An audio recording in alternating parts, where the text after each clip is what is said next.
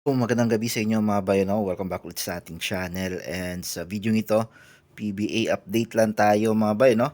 So, kani-kanina nga, dumating nga itong si Bol dito sa Pilipinas para maglaro sa TNT ngayong paparating na PBA Commissioner's Cup. So, finally, natupad na rin yung gusto ng TNT mga bayan, no, na makakuha ng malaking import pangtapat dito kay Junmar Fajardo, kasi nga parati silang natatalo ng San Miguel sa finals.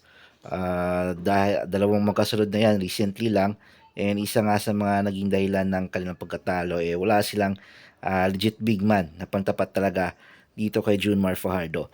Pero finally, eto na mabay, dumating na kanina, mismong si Coach Jolas pa ang sumundo dito kay Bolbol, ano? Ang TNT manager, team manager na si Jojo Lastimosa.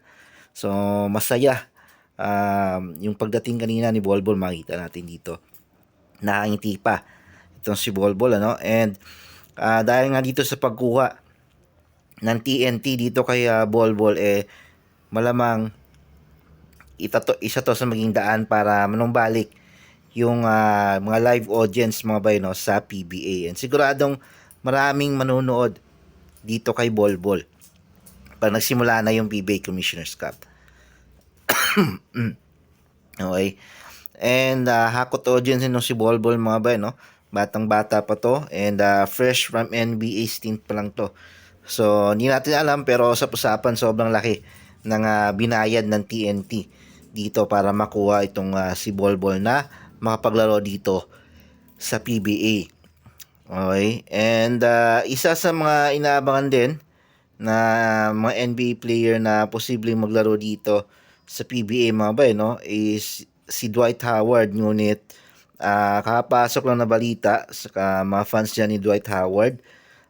May balita kasi na planong kunin ng Macau Black Bears si Dwight Howard bilang import nila.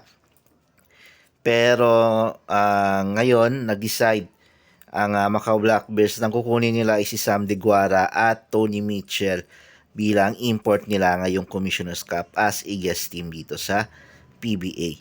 Okay, pero okay na din yan kahit na walang Dwight Howard, meron din naman tayong Bolbol na aabangan ngayong PBA.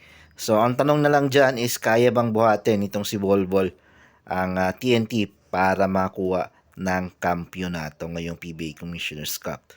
So, tingnan natin kung sino yung makapigil dito kay Bolbol. Okay, siguradong malakas yung magiging stint ng TNT na mag-champion this PBA Commissioner's Cup. Kahit na sigurong sinong team pang itapat ninyo mahihirapan pag nandyan si Bolbol kasama ang TNT players. So, abangan natin mga by March 11 simula ng PBA Commissioner's Cup.